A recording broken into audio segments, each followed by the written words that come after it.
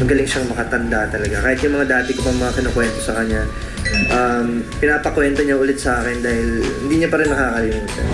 Dagdag pa ni Dennis, maganda rin ang relasyon nila ngayon ni Carlene.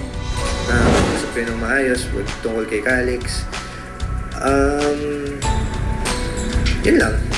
Masaya lang na, alam mo yun, tapos na lahat ng mga problemang pinagdaanan namin. Ngayon, magkaibigan na kami. Sa Storycon para sa bagong soap ng GMA na One True Love, kung saan kabilang sa cast si Carlene, na kwento nito na naipakilala na ni Dennis ang nobya nitong si Bianca King bilang Tita Bianca kay Calix. Sa lahat ng mga pinapakilala naman sa kanya ni Dennis, tita lang naman yung tawag. Wala naman sinabing girlfriend or ano, para hindi din maguluhan yung bata. Parang nagtanong lang si Calix sa mom ko. Sabi niya, why do I have so many titas? Tapos natawa na din ako kasi sabi ko, Calix, don't say that. You have so many titas talaga. Sabi ko, ask your daddy Dennis, why? Kwento ni Carlene, maganda ang relasyon ni Calix at Bianca. Nang hindi makasama si Carlene sa birthday celebration ni Dennis sa Boracay kamakailan lang, isa raw si Bianca sa nag-alaga sa kanyang anak. Happy ako na ginawa yan ni Bianca for me. Kasi syempre, siya yung nandun, siya yung adult. So, sila ni Dennis yung mag-aalaga kay Calix. Wala kaming dalang yaya nun, so nagtutulungan lang kami, bawat miyembro ng pamilya nakatawa ka dito. Pag may gagawin kami, sila muna, tapos pag sila may gagawin, sa amin muna. Habang ini-enjoy ni Dennis ang pagiging daddy, sumagi na rin ba sa isip niya ang pag-aasawa? Wala pa. Marami pa akong gustong gawin at marating. At sa tingin ko, hindi makakatulong sa mga gusto kong gawin ngayon. Yung pag nag-asawa ako, siguro kailangan matupad muna yung mga iba ko pang plano. Darating din yun, pero siguro hindi pa malapit. Malayo pa.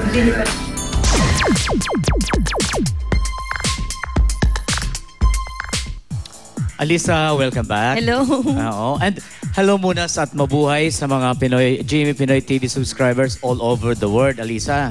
Opo, at maki-Facebook na rin sa Showbiz Authority sa search bar. Type nyo lang StarTalk Click Like at automatic member na po kayo ng StarTalk TX like page. Sa Twitter naman, maki-trending rin sa amin. Just follow us at StarTalk_GMA7 kaya mag-tweet na po. At ito, pagpasok kayo ni Solin Joseph sa Itbulaga, banta kay Pauline Luna.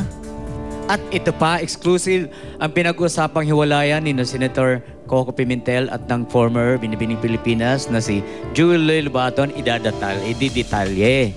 Ang exclusive at explosive interview kay Jewel, mamaya abangan. Abangan po yan. At ito pa, Dingdong Dantes at Marian Rivera. Posible bang magkasilusan ngayong pareho silang gagawa ng pelikula na ibang kapareha? Oh, yun. What's this? Opo, Flawless and Bella, thank you. Same. Kung ano yung sa kanya, ganun din ang akin. Work lang. We're always here to support each other. Last Tuesday, May 29, sina Dingdong Dantes at Marian Rivera ang sumalang sa GMA Live TV International live chat. First time ko gawin to sa GMA at naaliw talaga ako. Tapos, sana yung mga ibang artista din ma-experience nila to kasi wala ang saya. Parang walang time difference kasi pag kausap mo sila, parang nandyan lang sila mismo kaharap mo. Tapos nakakatuwa nga dahil nakita ko pinapanood nila sa likod yung My Beloved.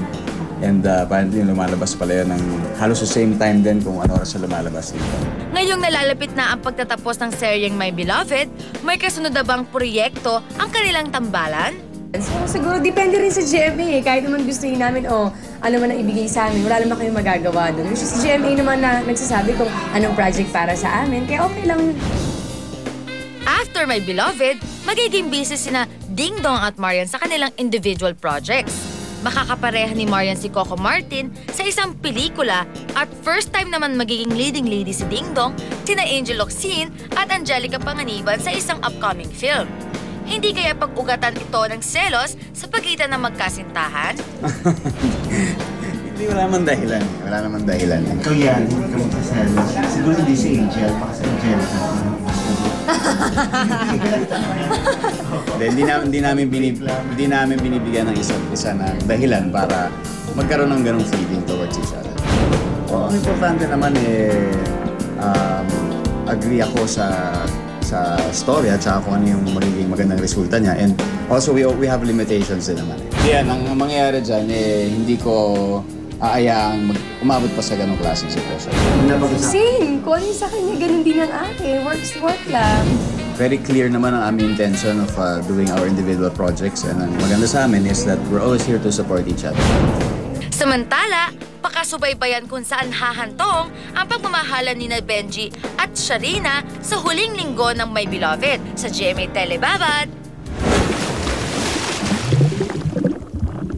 Exclusive, dating beauty queen na si Jewel May Lobaton magsasalita na sa unang pagkakataon tungkol sa kontrobersyal na pinag-uusapang paghihiwalay nila ng senador na si Coco Pimentel. Masakit din para sa akin to have fought for this relationship for 12 years. Totally exciting! Richard Gutierrez sasabak muli sa isang matinding drama. Ang mga bida ng makapiling kang muli sa pangunguna ni Richard Gutierrez, Sara Labati at Carla Abellana haharap sa hamon ng intriga. Live! Totally exposed! Jeff Eigenman at Jackie Rice may mga kasalanan nga bang nagawa dahil sa pag-ibig? Ang pag-amin ni Jeff at Jackie. Abangan live, totally exclusive. Tambalang Jake Vargas at Bea Binene. Paghihiwalayin na raw. Ang mga bida ng Alice Bumisgis sasagot na sa mga intriga. Live, totally exclusive. Solen Yusaf, banta nga ba kay Pauline Luna sa pagpasok nito sa Eat Bulaga? At sa unang pagkakataon, sulyapan ang bagong bahay ni Pauline Luna. Abangan. Sobrang excited na kami. We've been waiting for this for almost a year na. Totally extreme. Kilalanin kung sino-sino ang pasok at nangunguna sa partial list ng FHM Magazine's Sexiest Pinay. Totally exciting.